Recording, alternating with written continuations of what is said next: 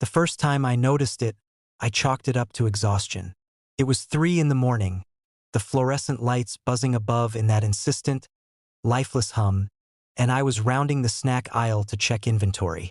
My feet were sore, my eyes dry, and the store was otherwise empty, except for the muffled drone of the refrigerators and the occasional shiver of distant traffic beyond the glass.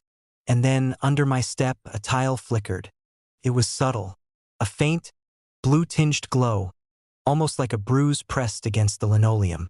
I froze mid-stride, listening for any mechanical failure, a reflection of a light, anything rational. Nothing. The glow dimmed as quickly as it appeared. My heartbeat, already too loud in my ears, carried me forward, hesitantly. Another step, another flicker. Slightly brighter, slightly longer this time, as though the floor had taken notice of me. I laughed softly to myself, a humorless sound. "Great," I muttered. "Just what I need. Hallucinations at 3 a.m. I tried to ignore it, keeping my eyes fixed on the rows of candy and chips, the familiar boxes of ramen stacked unevenly. But the glow followed each footfall like a shy animal, pulsing in rhythm with my steps. I started to notice patterns. A chain of lit tiles stretching ahead, then breaking suddenly, then reconvening. My exhaustion made me paranoid. Maybe the tiles weren't glowing. Maybe the shadows were shifting in my vision. When I approached the checkout counter, I noticed my reflection in the glass door of the cigarette fridge across the aisle. My movements were slightly delayed, just a fraction of a second, but noticeable enough to send a chill crawling up my spine. My reflection mimicked me, then hesitated. The glow under my feet throbbed once, twice, like a heartbeat in sync with mine, and for a fleeting second, I wondered if the floor was watching, waiting. I shook my head and bent to straighten a misplaced candy box. When I stood, the glow intensified. It wasn't random anymore. It traced a path between the aisles, branching, angling, and converging in ways that suggested purpose. I stepped cautiously along the trail, feeling a rising, oppressive awareness. The tile beneath my right foot lit first, then the next, then the one beyond, as if marking a route for me or guiding me somewhere. I wanted to leave. The thought slammed against the invisible walls of fatigue and compulsion that had gripped me since my shift began. But curiosity, that dangerous tether, kept my legs moving. I followed the glowing path down the snack aisle, then the frozen foods section. The hum of the refrigerators had changed. It wasn't louder, just different. A slight resonance, like a low hum echoing inside my ribcage rather than the appliances. I turned my head, trying to pinpoint the source, but there was nothing out of place. The layout of the store had subtly shifted. I could swear the bread aisle had moved slightly to the left, and the end caps of the frozen section were angled differently. I blinked hard. My vision felt thick, like gauze pressed over my eyes, but when I looked again, the change persisted. My reflection in the glass seemed increasingly wrong. The smile I didn't make lingered a fraction too long. My eyes, in the reflection, tracked me independently. I stepped onto another tile, and this time the glow didn't just pulse. It reacted, forming shapes. Jagged lines, patterns, concentric circles, almost like circuitry. I stumbled back, heart hammering, and the glow spread across the floor, converging toward the center of the store. I realized, with a creeping dread, that it wasn't just illuminating. It was mapping, communicating. Each step I took provoked a response, the tiles arranging themselves like they were learning my gait, my weight, my hesitation. I tried calling out, "Hello? Anyone here?" My voice sounded distant, swallowed by the space, bouncing off the shelves like it had no origin. No answer. Only the glow, pulsing faster now, almost anticipating my movements.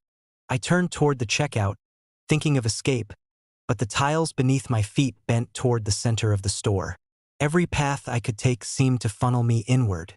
I stumbled past the refrigerated section, peering through frosted glass. The products inside weren't quite right. Packaged foods shimmered, blurred at the edges, as if vibrating slightly. I could hear whispers, low, indistinct, just at the edge of comprehension, but they weren't human. Not entirely. Every time I thought of moving away, the glow shifted, directing me forward with an unnerving insistence. The center of the store opened up into a strange, unnerving geometry.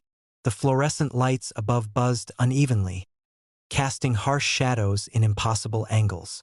The tiles beneath my feet throbbed rhythmically now, perfectly in time with my pulse, or perhaps dictating it. Shapes formed that were unmistakably deliberate. A circle, then a spiral, then lines radiating outward, almost like veins or roots. I could feel them trying to pull me, to center me, to make me part of whatever pattern they were drawing. I pressed my palms to my ears, hoping to block the hum, the whispering, the anticipation of the floor. It was impossible. Even without sound, I could sense it, the way the tiles shifted, waiting for me, tracking me. The store had become a machine, and I was both its component and its observer, trapped in a loop of my own movements. I tried running, but the tiles didn't just glow. They resisted, pulsating underfoot in subtle pressure that unbalanced me, guiding me back toward the spiral. Every turn I attempted led me back to the same center. Even the aisles seemed to stretch and compress, subtly, like breath in architecture. The layout was no longer static. The familiar grid of the convenience store had dissolved into something organic, responsive, aware. And then I realized, the glow wasn't just mapping my steps. It was learning me, anticipating my hesitation, predicting my fear, responding to the micro-changes in my gait and breath. It pulsed in recognition, then in instruction, then in something far darker, expectation. The tiles weren't just lighting, they were observing, adapting, preparing. I sank to my knees, staring at the center, the spiral of light converging like a vortex beneath my hands.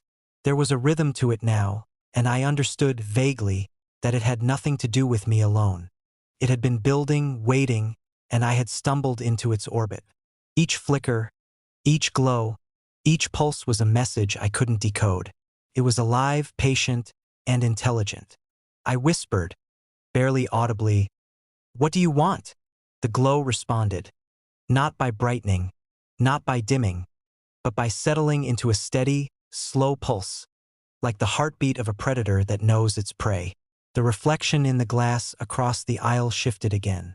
My eyes were wrong, my smile wrong, and my movements seemed both mine and not mine. The store had learned to mimic me, to match me, to anticipate me. I tried to stand, but the floor guided my feet back to the center. I could feel the pattern beneath me solidifying, forming a network of intention, stretching toward the walls, toward the ceiling, toward some place beyond the store I couldn't see. My breath caught in my throat as the realization sank in. The store wasn't passive. It was awake. It was learning. And it wanted something. I didn't scream. Couldn't. The fluorescent lights hummed a static dirge. The refrigerators droned with a mechanical patience. And the glow beneath my feet pulsed with calm inevitability.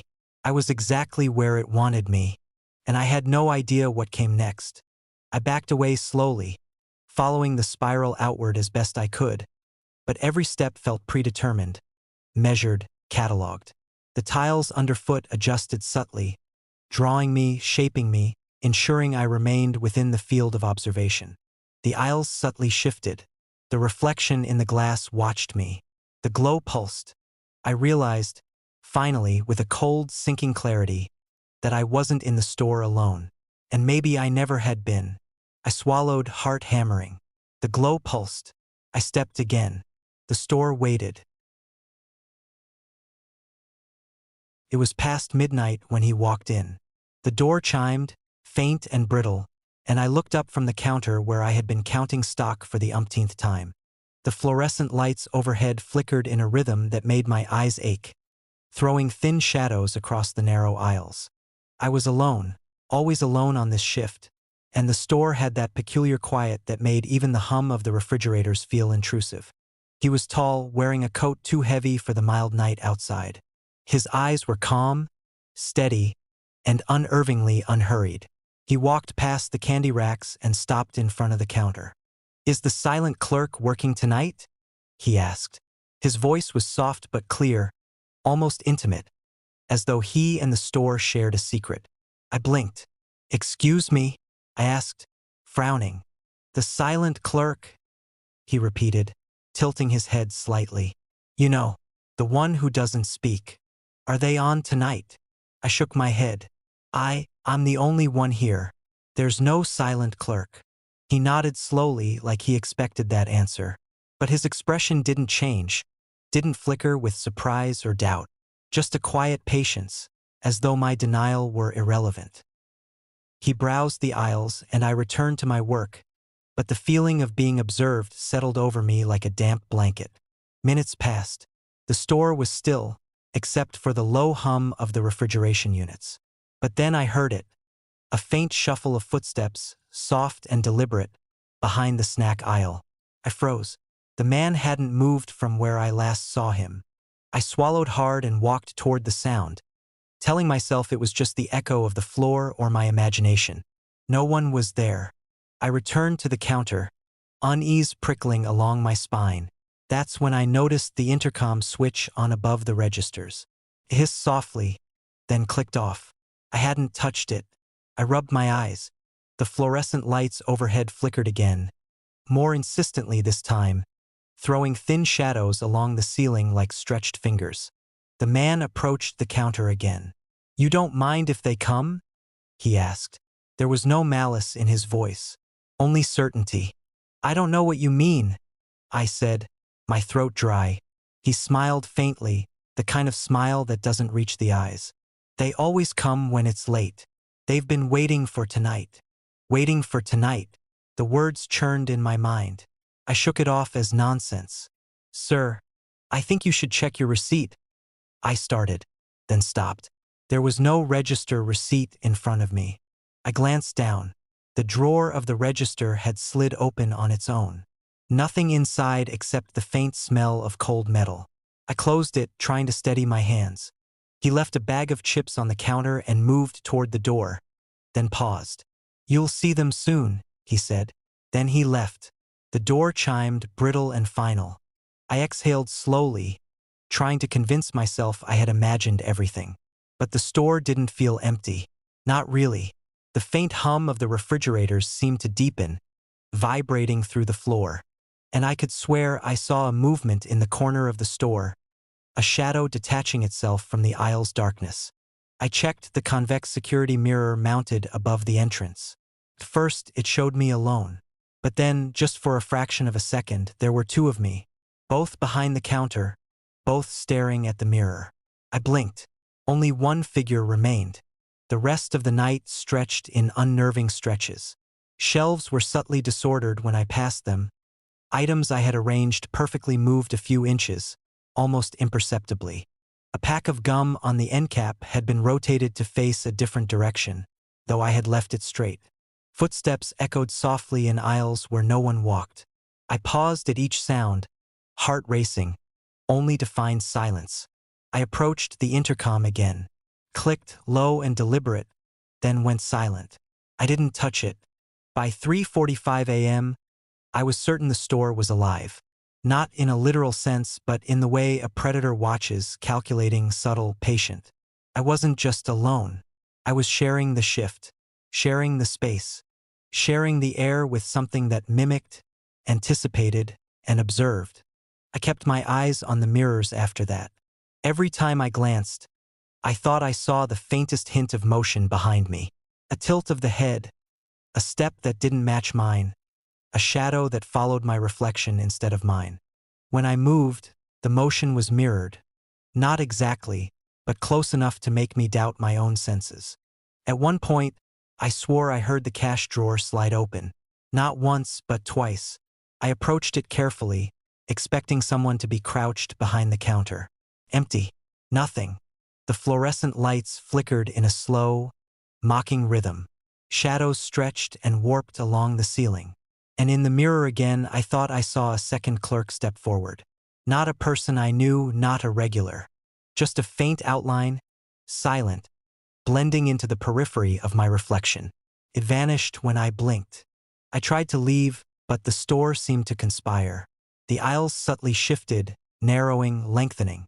I turned toward the door, The bell above it chimed, though no one had entered. My heartbeat pounded in my ears. I whispered aloud, just to hear my own voice. "Who's here?" No answer. Only the faint hum of the refrigerators, the flicker of the lights, and the sensation of eyes. Not human eyes, not normal eyes, tracking me from every reflective surface. By the time the first pale light of dawn brushed the parking lot, I had stopped keeping count of the anomalies. Footsteps, shadows, reflections, drawers, intercoms. Each small act of the store seemed deliberate, purposeful, teaching me something, testing me, waiting. I was certain of one thing: the silent clerk existed. I had never seen them, never spoken to them, never heard their voice. But they were here, always here. And the store, this small, fluorescent-lit box in the middle of a sleeping city, knew it. I closed the last register for the night, carefully, hands trembling. And in the convex mirror above the door, I saw it. Not a shadow, not a reflection, not exactly a person, but a figure standing behind me, silent, watching, waiting. I don't know who it was. I don't know if it's still there, but the fluorescent lights hummed their final, uneven buzz as the door chimed, brittle and hollow. And I realized, in the quiet after everything, I wasn't the clerk on duty tonight.